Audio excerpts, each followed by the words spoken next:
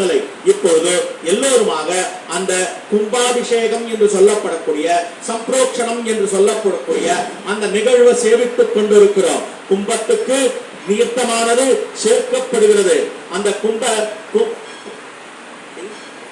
அந்த கலசத்துக்கு அற்புதமாக ஜலம் சேர்க்கப்படுகிறது.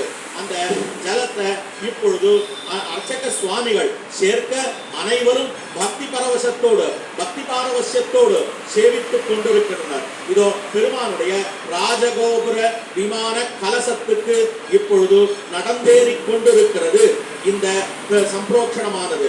எல்லோரும் இந்த சம்பிரோக்ஷணத்தை சேவிக்கும்படியாக ஒரு பாக்கியத்தை பெற்றிருக்கிறோம். இந்த எம்பெருமானுக்கு அற்புதமான திருவிழா பல ஆண்டுகள் கழித்து இப்படிப்பட்ட ஒரு விழாவானது நடந்து கொண்டு இருக்கிறது.